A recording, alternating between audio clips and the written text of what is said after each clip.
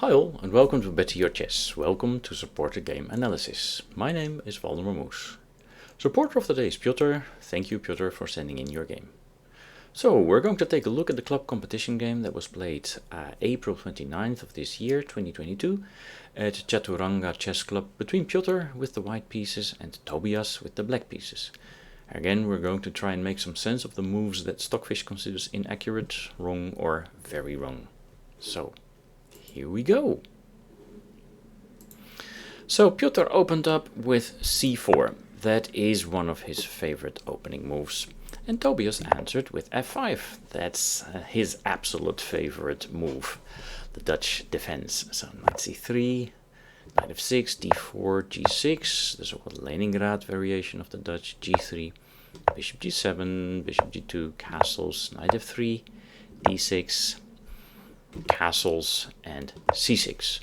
Okay, so on a quick note, I was thinking there are many chess players that make a living of these exact first 7 moves. So they take 4 moves to castle and get a inviated kingside position. So we have the king here, we have the bishop here, the pawn here, and the knight, and of course the rook. That's 4 moves, and then the other 3 moves are spent on playing c4, d4, and knight c3, and you can play it basically against whatever black chooses, unless he tries to harass you very early on. But yeah, this is of course a very healthy setup for white. So there are many ways to play this opening position here, and Piotr chooses for one of the main moves. It's b3. Now we need to note, of course, that as soon as white plays such a move, there may be trouble in paradise along this long diagonal, right? Because now all of a sudden both the rook and the knight on c3 may be in danger. But for the moment, black does not have sufficient pieces handy to make immediate use of that, but it's always a theme lingering in the background. And Tobias thinks that he can make use of it already, not so much as to win material, but to play his strategic break in the center, e7, e5. Because hey, can't you just take that pawn twice? Did Tobias not learn how to count? Well, probably he did, and he had something up his sleeve. Piotr must have thought, well, the proof of the pudding is in the eating, let's just take this pawn. Let's take this pawn, and maybe here he started to doubt his initial intention of taking on e5. And the strongest move, by the way, is not to take on d8 as he did in the game, because that will pull black's rook to the open d file, and black is first to control that d file. So in general, that kind of tug of war, this type of exchanging, is wrong in chess. What he should do is not solve black's problems, but indicate to black that he has a problem. Bishop a3 is a very strong move, because that rook is a target to the bishop, and now he's completely connected on the back rank. And if black now, for instance, decides to exchange, then white is the first one with the rook on the open file. Furthermore, this rook is not in danger anymore along the long diagonal. If after bishop a3 black does not want to play like that, then I suppose he has to move the rook. But now this move makes more sense, because now knight e5 definitely is possible, because white's pieces are in a better arrangement, meaning that black cannot make use of these pieces along the long diagonal, as he was intending to do in the game.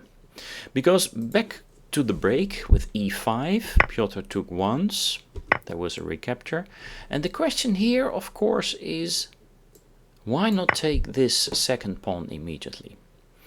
Well, here there is queen a5, that hits the knight, and this guy is also loose, and this guy is loose, and here black would have had sufficient compensation for the pawn. Actually, I think he would just have been better. Let's suppose, well, the thing is, the queen is not just hitting the knight on c3, he is also hitting the knight on e5. So this is a double attack, and there basically is no double defense left. So at this point we can understand that Piotr still wanted to take this pawn on e5, and then he thought, but then first I need to get rid of the queen, right? So let's just go with the game. Of course, Tobias had to recapture, but now still knight e5 is not such an ideal move, and I suppose Piotr was figuring this out along the way. But the problem is, of course, that if you don't figure this out before you commit to taking on e5, then you might just end up in a position where you're worse, or where you just simply just gave up your opening advantage. Because what could be a strong move is, for instance, knight e4, opening up the long diagonal and really asking white, are you safe here? Are you sufficiently safe here? Black could continue with this, so white for the moment is up a pawn and a piece even. But if I just simply recapture, how are you going to save this problem? You can still play bishop b2, but now the bishop is loose, right? And maybe Tobias was considering a move like this. And here black is better. He's going to regain the piece after a move like, regain the piece. He's going to win some material here. So black would be better in this line. Okay. So already here, after the exchange on d8, white is very, very slowly drifting into a somewhat poorer position. Here he follows up with bishop b2. But the same still holds true. These vis-a-vis, these standoffs between bishops on the long diagonal, they're normally in favor of the side that has the protected bishop. And of course here the bishop on g7 is the one that is protected. And white really needs to pay some attention to the fact that his bishop on b2 is still unprotected. But this, of course, gives black a tempo to once and for all save his unprotected pawn on e5. So that guy is a gunner. That bird has flown, right? And this is, of course, very good for black. He has managed to play the break e7, e5 without any kind of tactical or strategic problems. And he's also managed now to put it on e4 with tempo. Opening up the long diagonal, so this seam becomes even more relevant, and also shutting in white's bishop on g2. So the opening is already a success for black, and he is somewhat better already. So knight g5 was played. Normally black wants to put his bishop on e6 in such positions, right, and exert even more pressure on white's queen side. So that's why he plays h6. Now he kicks away the knight, and then he wants to follow up, of course, with bishop e6, and who knows, knight d7 or knight a6, and he would have excellent piece placement. There is an in-between move here by Piotr. Since the rook on d8 is lonely and unprotected, there is this in-between move. And you could think now that if black first saves this rook by exchanging, solves that problem, and then decides, thank you very much for this piece, then there is still another problem on the back rank, because for the moment black is lacking a little bit in queenside development. The king would have to step up, and then after rook c8, it's a bit of a mess. But the question here, of course, is how is black going to untangle? Because for the moment, this rook on c8 is very strong. So after rook d8, Tobias took a timeout with the rook, and he did not exchange, because then the other rook would come into black's camp. So he plays here the very precise rook e8. Now really the knight on g5 is in trouble, and unfortunately the knight is relegated to the h3 square. So as if white didn't have enough problems, now he also has this knight on h3. That is not very great. But of course, all is not lost yet. It was possible and probably most precise here for black to play g5 to really keep that knight on the rim, because for the moment there is still this square for the knight, right? Especially when the bishop comes to e6, knight f4 would hit that bishop and the weakness on g6. Of course black would drop back, but maybe then white, as per the game by the way, would be in time to sort of reroute his knight back to the center. So I suppose the most precise move here would have been to play g5. But Tobias goes for bishop e6. As mentioned, a part of his plan, but for the moment the bishop is a target to the knight, right? So Piotr seizes his chance. Bishop f7, that move has to be played, and now e3. Yeah, so still, I suppose black is better, because he has these two bishops lining up against the queen side. This guy is still loose. This guy is very strong, blocking in this guy. The knight on f4 is not stable, will be kicked later by g5, has to lose some more time. And black has nearly finished his development. He can just play knight d7 or knight a6, and who knows, he might just even decide, under the right circumstances, to just attack the queen side using the a file as well.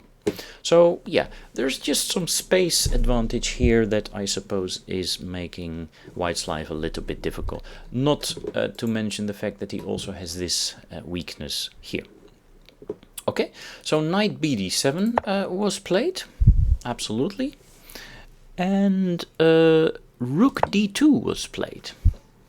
Yeah, that looks like a perfectly normal move, right? But somehow Stockfish doesn't like it. Stockfish says white also has a little bit of pressure on black's position, and if he wants to break out sooner or later, maybe one idea would have been to play g4. Now that's a bit of a science fiction move, and we have to try and figure out why that would have been a good try. Let's start just with knight g4, which for the moment of course is simply impossible, because that knight had a function, right? It was protecting the newly developed knight to d7. So that move already isn't possible. But of course there is this move, f takes g. But now you can ask questions about this one. Is this one so strong? Actually, again, since this knight is overworked, white can try this move, knight takes e4. And if black says, well, I'm just going to try and win material, just defend, then there's this in-between move. It's still 3 for 3 pieces. That guy has to be captured.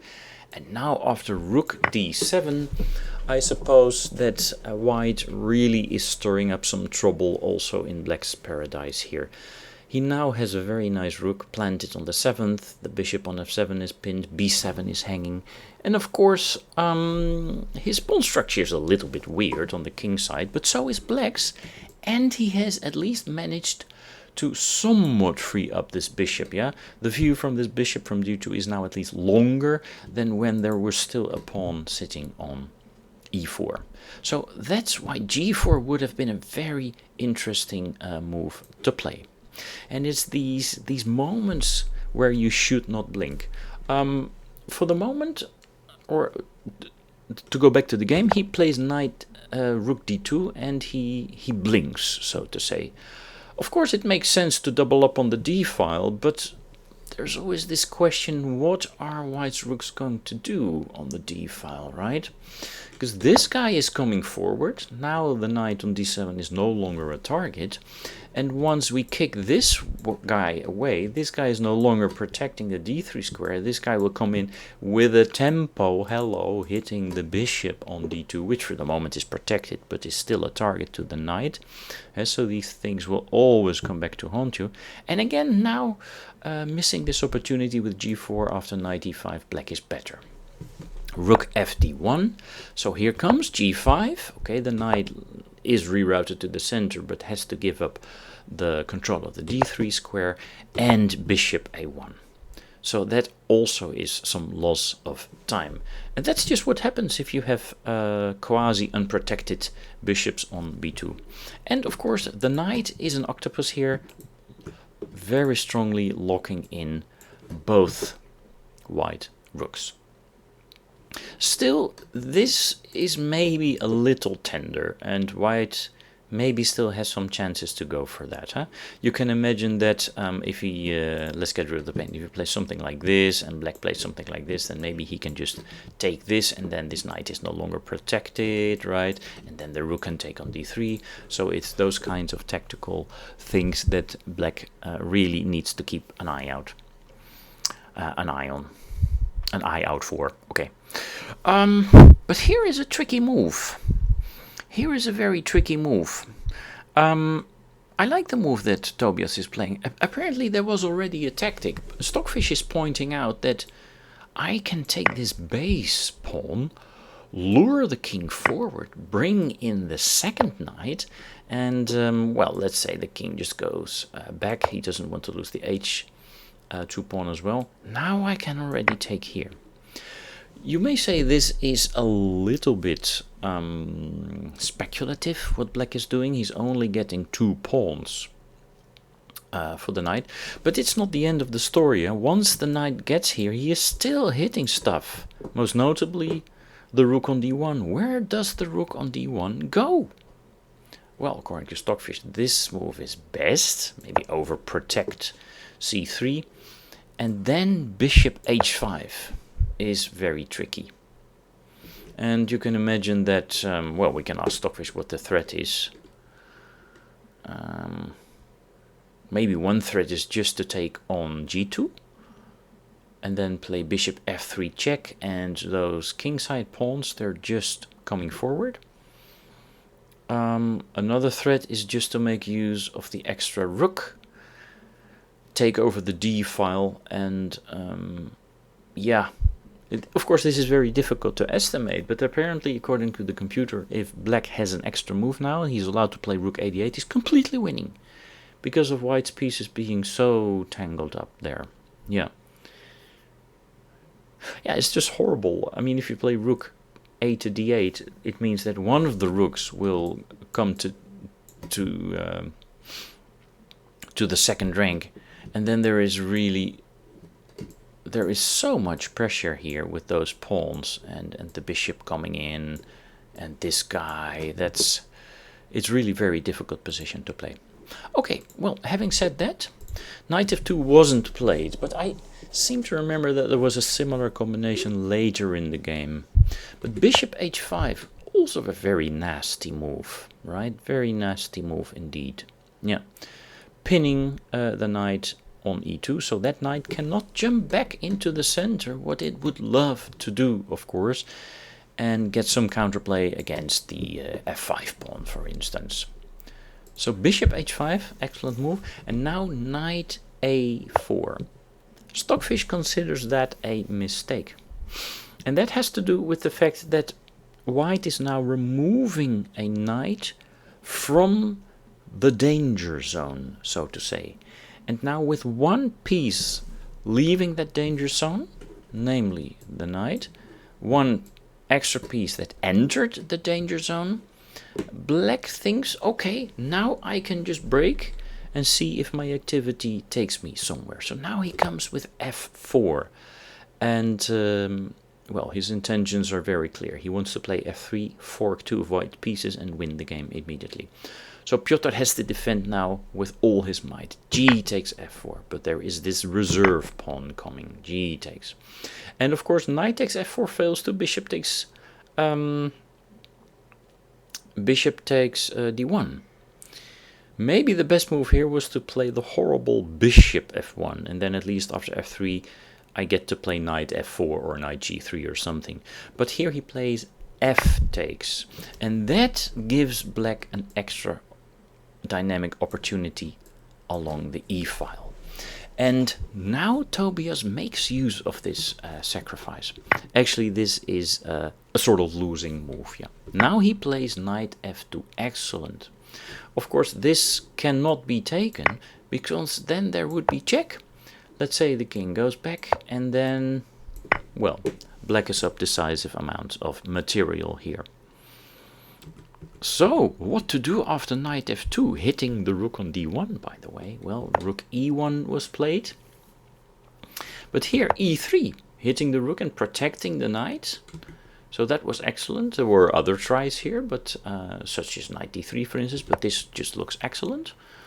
Rook d6, and if we just take stock, let's see, black has 2 rooks, 4 minors, and 5 pawns. Yeah. White has 2 rooks, 4 minors, and 5 pawns. But black's pieces are much more effectively placed, and white's king is no longer safe, and the knight on a4 is a problem, of course, and then there is this nasty pawn on e3, and yeah, white's pieces are just in a bit of a predicament here, and that's why it's just winning. So Tobias now continues with knight e4. So he now also involves this knight, and he sort of involves his fianchettoed bishop, right? And he hits the rook. So what to do from here? The best move is just to take out this pesky knight, so it can't take the rook, and that is exactly what was played. But now black is also up the bishop pair. Not for long, probably, because maybe those bishops along the long diagonal will be exchanged, but still the rook on d6 is targeted. The rook went back, and now the move that was played still keeps white busy. He still doesn't have time to take on g7, because now there will follow knight f3 check. Yeah, very nasty.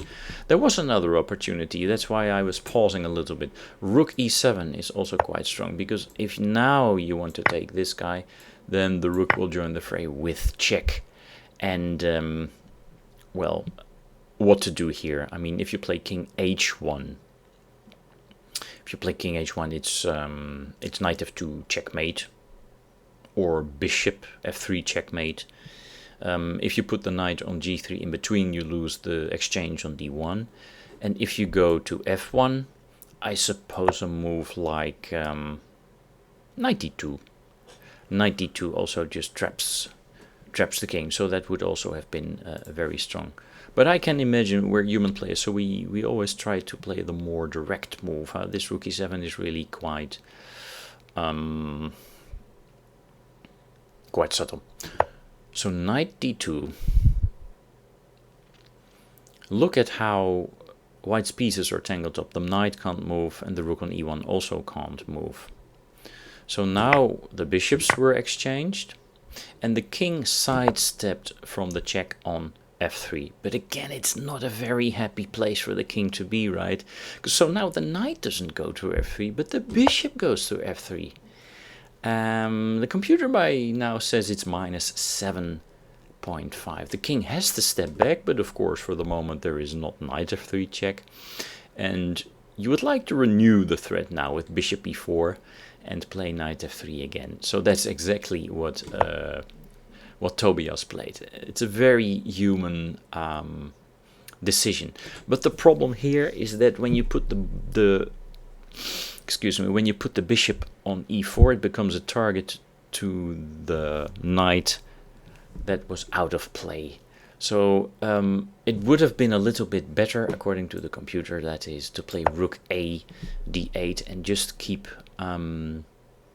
white completely bottled up here.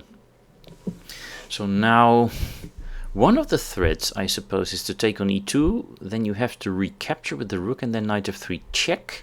The king has to go, and then you take the rook on d1.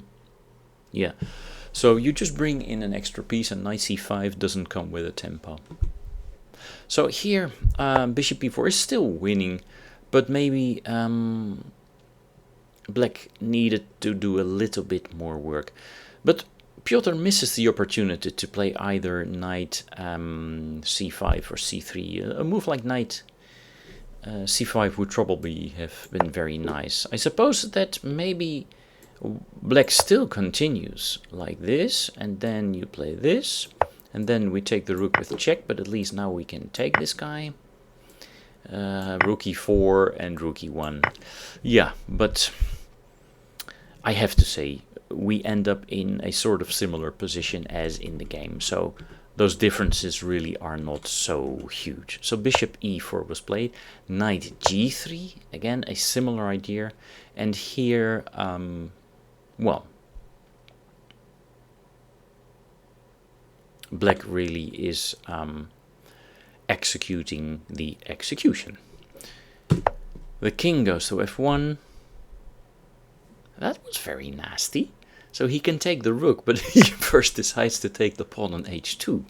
He's not happy with just one rook, he wants the pawn also. So that is very precise play. The king has to go back, and now we just take the rook, right? And now this is also very nasty, bishop f3. Because with the pawn and the bishop lined up like this, all of these squares are unavailable for white's king. So you can imagine that if black takes over the d file, it would just be mate on d1, just nipping all the counterplay in the bud. But here the final flurry of counterplay comes towards black's position. Rook d7, and now it still becomes a bit of a maze, a labyrinth, and I suppose there were several ways out of the labyrinth, because the problem is white will just try and keep black busy with his rook and two knights, check the king, prevent black from coming with his rook to d8 for as long as possible when things would really be over, and just try and make black's life as difficult as possible. But there is a way out, and Tobias, even though this was probably the hardest phase for him to play in the game because there's so much counterplay, he managed to escape with his king and brought in the extra rook there at the end. So let's see how that went. The king went over here. So the king maybe is a little bit vulnerable here to a knight coming to e4 check, especially the other one, because now knight e4 check becomes more of a possibility. So king f8 or king h8 was maybe a little bit more precise, but really who cares? Knight c5, rook a d8, knight g e4. Here comes the check already, because you know, this rook is now sort of overworked. You cannot take on e4 twice.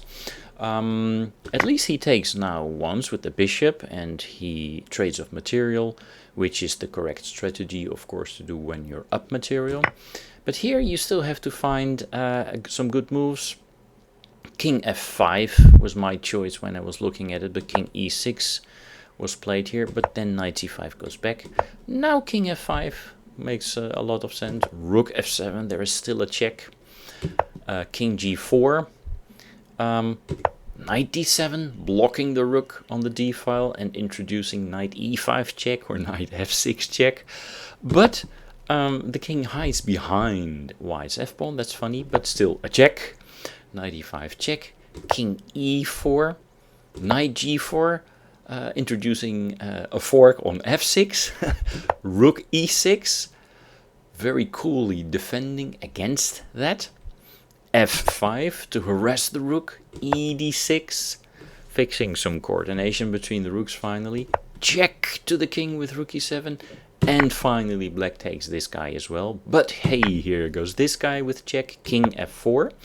Knight g2 check, king f3, knight h4 check, king g3. Oh, he went back to f4, excuse me. Knight g2 check, king g3. And now finally he finds peace on the h file. Right? And from here, you don't necessarily want to put your king on the h file, where is it cut off, where it is cut off by black's white's rook. Oh, English is so difficult. But there is no check. And that means that the black rooks can start to take over. And also very important, there is no check. There is also no checkmate. Knight e3, yeah. So now the only thing we have to do is basically pin this knight, exchange everybody, and we will just simply win with this extra h-pawn. And we can see that, at least in this outcome, it was very important for black that he also snatched off this h-pawn before he took the exchange on e1. So you see, it's always very useful to have something extra in the pocket. So rook e6 was played. Oh, there was still a check, but that one isn't dangerous anymore. Now white can defend, but there comes the double hit on the knight.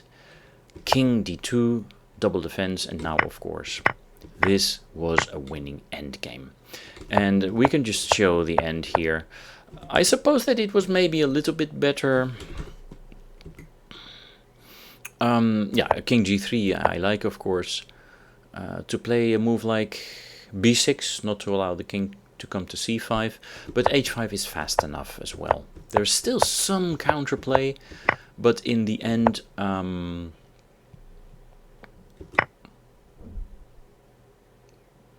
the queen is just too strong. I think I would have played king a1 or b1 here. Tobias pushed the king to a square where he attacks the final black pawn, and at the moment black cannot take the a pawn. So in that sense this move was slightly inaccurate.